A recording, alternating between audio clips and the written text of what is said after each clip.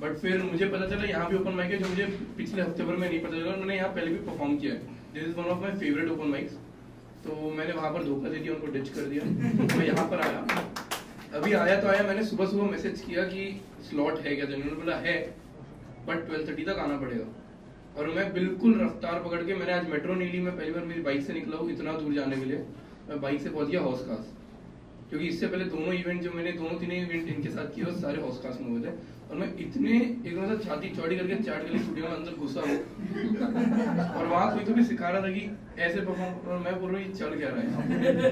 फिर मैं बाहर आया और मैंने वेन्यू देखा और मैंने बोला जीटीबी नगर। अब मेरे लिए ना दिल्ली में, मैं दिल्ली का न्यू हूँ, मतलब 1 साल हुआ है मुझे, नागपुर से बिलोंग करता हूँ। तो मेरे Rajiv Chowk is the centre point, इस साइड हुडा सिटी सेंटर, इस साइड समयपुर बादली। तो मैं वैसे ही देखता हूँ।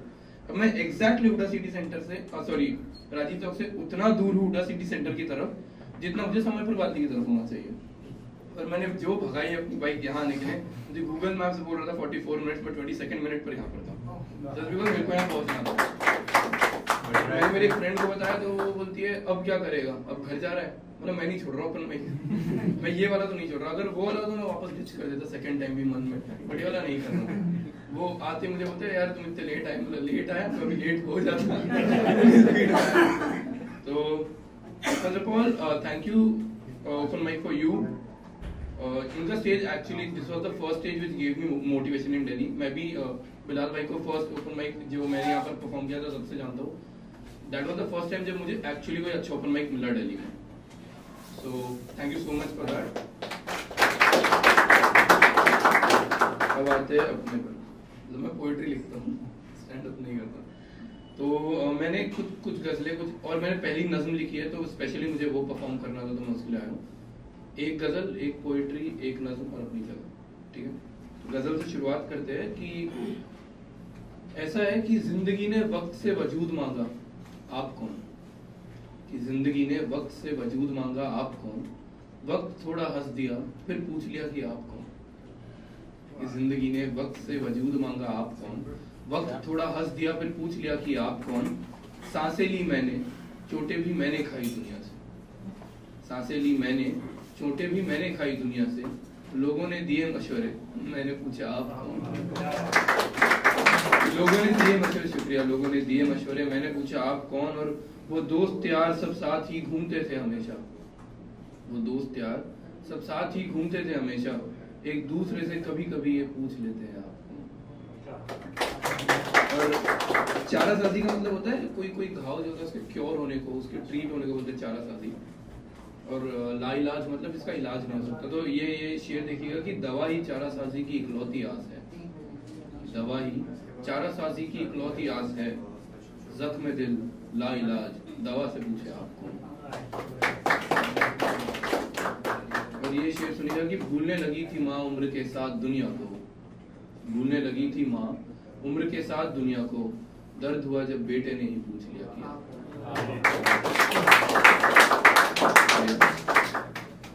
कि एक ये मेरी पहली नज्म है। मुझे नज्म लिखने का बहुत शौक था, बट मुझे आ नहीं रहा था, मुझे जम नहीं रहा था। ये मेरी पहली नज्म है जो मैंने एक्चुअली सक्सेसफुली लिखी। मैं वो सुनाना चाहूँगा। इसका पहले कॉन्टेक्स्ट समझ लेते हैं। इसका टाइटल है तूफान दिल। ये मैंने इस चीज़ पर लिखा है कि जो भी यहाँ पर जिनकी गर्लफ्रेंड होगी वो ज़्यादा अच्छे समझ पाएंगे, बट जिनकी नहीं होगी उनको भी ये चीज़ पता है कि कोई ना कोई हमारा एक रिश्ता होता है जो बहुत क्लोज होता है हमसे। और जब उनके साथ एक बड़ी सी नोक झोंक होती है तो हमारे अंदर बहुत आग लगी होती है, बहुत झगड़ा होता है हमारा, हम बहुत गुस्से में होते हैं। और फिर गुस्सा बढ़ता जाता है, बट एक टाइम के बाद तुमको पता होता है कि यार ये इंसान ही तो है मेरे पास। एंड फिर धीरे धीरे तुम ढल के वापस एक हो जाते हो। तो मैंने उस पर लिखा था। इसमें आप जहाँ पर भी माँ और बच्चे देखेंगे, आप ये देखेंगे कि वहाँ पर पॉजिटिव इमोशंस को मैंने माँ और बच्चे का दर्जा दिया है कि पॉजिटिव इमोशंस आने की कोशिश करते, बट हम उन्हें दबाते रहते क्योंकि हम गुस्से में। तो ये सुनिएगा, ये नज्म का टाइटल है तूफान दिल। तो मैंने लिखा है कि और फिर एक शब्द कुछ ऐसा हुआ, और फिर एक शब्द कुछ ऐसा हुआ, थोड़ी बिजली पड़ी थोड़ी बारिश हुई। बिजली और बारिश मतलब हमारा गुस्सा। और फिर एक शब्द कुछ ऐसा हुआ, थोड़ी बिजली पड़ी थोड़ी बारिश हुई, और फिर यूं बड़ी रफ्तारे हवा।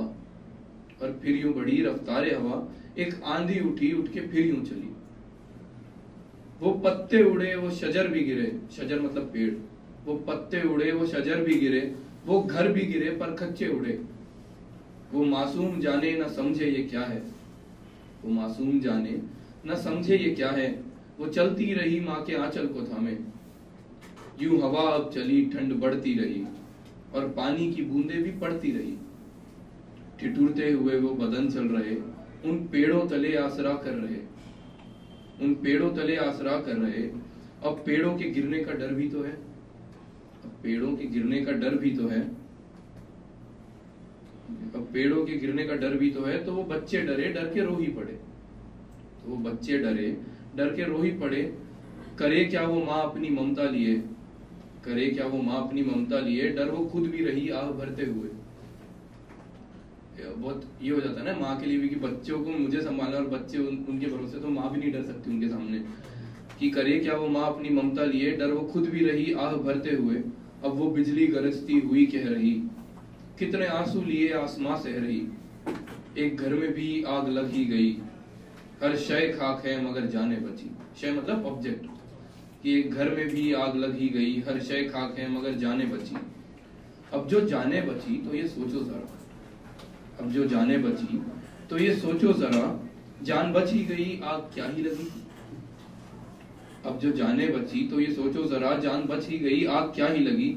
एक है ये सुखन मुस्तकिल कुछ नहीं, सुखन मतलब बात, मुस्तकिल मतलब कांस्टेंट। तो एक बात ये भी है कि कुछ कांस्टेंट नहीं होता, कुछ परमानेंट नहीं होता। कि एक है ये सुखन मुस्तकिल कुछ नहीं, वक्त चलता है फिर सब चलता है ना। एक दिन हो अगर बारिशें हर कहीं, धूप आती है सब कुछ बदलता है ना। एक है ये सुखन मुस्तकिल कुछ नहीं, वक्त चलता है फिर सब चलता है ना। एक दिन हो अगर बारिशें हर कहीं, धूप आती है सब कुछ बदलता है ना। और महताब मतलब होता है चांद।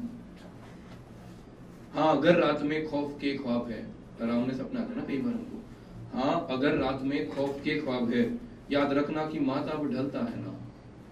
फिर गले आ लगे जो थे दिल के करीब, फिर गले आ लगे जो थे दिल के करीब, और खौफ अपने रास्ते चले ही गए, और खौफ अपने रास्ते चले ही गए।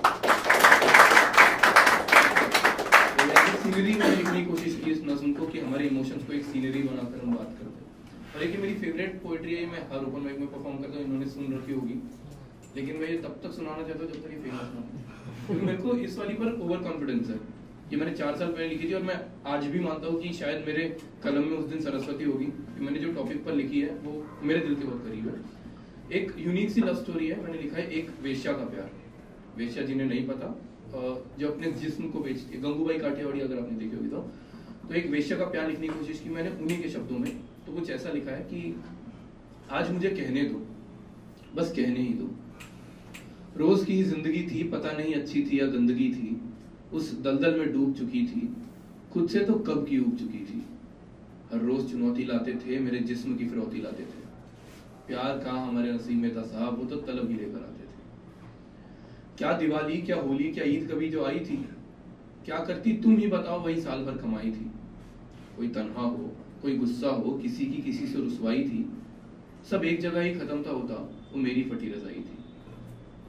वो दिन भी कुछ खास न था, रोज जितनी हुई कमाई थी, एक साहब कोट बूट में, गले में उनके टाई थी, ले हाथ में एक किताब, कमरे में मेरे आए वो। नहीं देखा मुझको बिल्कुल भी, बस देखा मेरे साये को। गई जो उनके पास तो दूर होने का इशारा किया, मेरी कमाई से कुछ ज्यादा ही उन्होंने हिसाब दिया। खुले नहीं है साहब, छोटा नोट दो, मैं बोली। रखने का इशारा देते ही वो नोट मेरी ही बोली। किताब खोल, एक कलम निकाली, मुझे गादी पर बिठा दिया। मैंने भी पीछे होकर अपना माथा दीवार पर टिका दिया।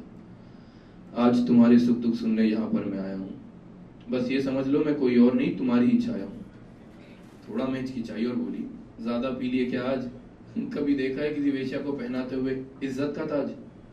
और साहब बोले, बोलो तुम, ये बात यही है हो रही, जानना चाहता हूँ तुमको क्यों अंदर से हो रही। बहुत रोई उस रात दर्द का हर किस्सा सुनाते हुए, मेरे परिवार को कैसे मारा कर्ज ही कर्ज गिनाते हुए। 7 दिन चला ये सिलसिला, रोज एक नई कहानी थी। उन दर्द के दौरों के बाद हर रात लगता मैं एक रानी थी। एक अलग सा था एहसास, चैन की नींदें सोती थी, लगने लगा इस दलदल में पड़ी मैं भी एक मोती थी। रोज सब आते अपना काम करके जाते थे, ये महाशय इन सब के बाद एक अलग एहसास ले आते थे। क्या मुझे प्यार हो गया था? क्या मुझे प्यार हो सकता है? क्या मेरा किसी से प्यार करना सही है? बस इसी सोच में पड़ी उनसे उस रात ये पूछ ही लिया। उन्होंने झट से अपना हाथ मेरे हाथों में दे ही दिया। वे पल आज भी याद करूं तो लगते वो एक दाग है। वे पल आज भी याद करूं तो लगते वो एक दाग है, पर उसी दाग की जगह ने मुझे दिया एक सुहाग है, मुझे दिया एक सुहाग है। एक दिशा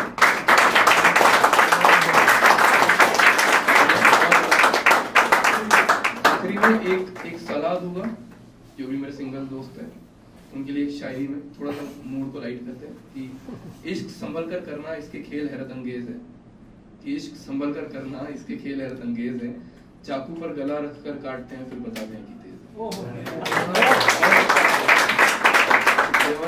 मारवाड़ी को तो वसूल के जाना आता है मुझे, तो my Insta ID is I am writing my story, मेरा यूजर नेम है I am writing my story. नहीं तो आप उदय बियानी भी सर्च करोगे, बिरयानी में से हटा देना, उदय बियानी भी आप सर्च करोगे तो पहला नाम मेरा ही मिलेगा। Thank you, you are a great audience, thank you so much.